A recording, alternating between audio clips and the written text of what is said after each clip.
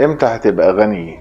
السؤال ده بيطارد كل بني ادم في صمت، من اول اللي بينام على سرير رخيص في شقة ايجار في منطقة شعبية لحد اللي عنده عربية فارهة ومش حاسس بأي حاجة. الغنى مش رقم، الغنى ده حالة. بس برضه الغنى مش صدفة، في قوانين بتتحكم في مين هيطلع ومين هيفضل طول عمره يتفرج.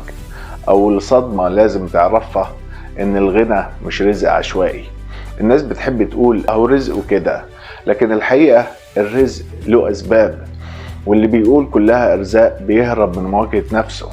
لأن الغنى مش نازل من السماء على اللي نايم، الغنى بيتبنى بالعقل، بالاختبارات وبالوعي المالي. علماء النفس والاقتصاد بيقولوا إن الغنى بيبدأ من البرمجة العقلية، من اللي مخك اتعود عليه وتربى عليه. في ناس مبرمجة على النجاح، إنها تنجب حياتها كل شهر، وناس مبرمجة على الوفرة، إنها تحقق هدف. اللي عايش بعقلية النجاة طول عمره بيدور إزاي يعدي الشهر بتاعه يدوب، يحسبها شهر بشهر، ده آخره. أما اللي بعقلية الوفرة بيفكر إزاي يخلي الشهر يخدم هدفه. والفرق بين الاتنين مش في الدخل، في التفكير. واحد بيقول ما ينفعش أبدأ مشروع وأنا معيش فلوس، والتاني بيقول إزاي أبدأ مشروع حتى لو ما عنديش فلوس. نفس الواقع بس بعقلين مختلفين، والعقل هو اللي بيصنع الواقع مش العكس. خليني أقول لك الحقيقة اللي محدش بيحب يسمعها. الغنى له توقيت، زي ما بيقولوا كده كل وقت وله أذان، لكن التوقيت ده نفسي. عمرك ما هتبقى غني وانت بتفكر بعقلية الفقير. الفقير مش اللي ما معهوش، الفقير هو اللي بيخاف يصرف حتى على نفسه، اللي شايف اي فرصة مجرد خطر، اللي بيفكر يأمن نفسه بدل ما يفكر يبني نفسه. الغنى مش محتاج شطارة، محتاج شجاعة. في الدراسة اللي اتعملت في جامعة ستانفورد اخدوا مجموعتين من الناس.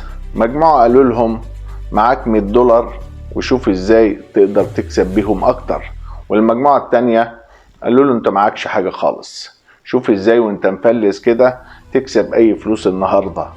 والنتيجة كانت المجموعة اللي معهاش فلوس خالص هي اللي كسبت اكتر من اللي كان معاهم $100. ليه؟ لانهم ما فكروش في الفلوس، فكروا في القيمة. واحد راح نظف جراج، واحد صور اعلان لمطعم، وواحد عمل استشارة سريعة. الفقر مش في الجيب، الفقر في دماغك لما تربط النجاح بالفلوس مش بالفعل. الناس دايما تقولك انا مستني الفرصة، بس محدش بيقولك ان الفرصة مش بتخبط على بابك، الفرصة انت اللي بتخلقها. السؤال مش امتى هبقى غني، السؤال الحقيقي هو انت دماغك تستحق الغنى ده دلوقتي فعلا ومستعدة لتغيير طريقة التفكير. لانك لو اخدت $1,000,000 دلوقتي بعقلية موظف خايف هترجع صفر خلال سنة. واللي مش مصدق يبص حواليه، شوف الناس اللي كسبت في اليانصيب او ورثت فجأة، 90% منهم رجعوا افقر من الاول لانهم ما كانوش جاهزين لحاجة زي كده. الغنى مش انت عندك ايه، الغنى انت شايف نفسك تستحق ايه او تعرف تعمل ايه. في ناس نفسها تبقى غنية بس في اللاوعي شايفين نفسهم ما ينفعوش. اللي اتربى على ان فاتك الميل يتمرمغ في ترابه، وان الوظيفة امان، وان القرش الابيض ينفع في اليوم اسود، لحد ما الافكار دي كبرت وتوحشت في دماغه وبدأت تهاجم اي فكرة غير اعتيادية. وتلاقي النوعية ديت حتى لو حوش قرشين ولو حاول يعمل اي مشروع ما يعرفش، ودايما يسأل الناس ايه احسن مشروع اعمله بمبلغ كذا، والردود للأسف كلها مضحكة والنتيجة صفر. يعني ممكن تبقى بتحارب الغنى من غير ما تحس. عشان تبقى غني لازم الأول تتعالج من عقدة الفقر. ما تستناش الغني يغير حياتك، غير حياتك عشان تلاقي الغنى. كل قرار بتاخده النهاردة هو سهم بتوجهه للمستقبل. اللي بيصرف على نفسه في علم أو مهارة بيزرع شجرة رزق، واللي بيوفر عشان يعيش مرتاح النهاردة بيقطع كل شجرة في المستقبل. الغنى بيساوي وعي زائد مهارة زائد وقت. لو ناقص عنصر المعادلة بتقع. الوعي بيخليك تشوف الطريق، والمهارة تخليك تمشي فيه، والوقت هو اللي بيخليك توصل. ومفيش شورت كات، مفيش طريق سهل، بس كل يوم بتتأخر فيه بتدفع تمن أغلى وأكبر.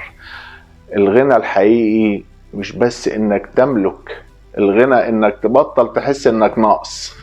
ربنا وعد بالرزق، بس عمر ما وعد بالراحة من غير سعي.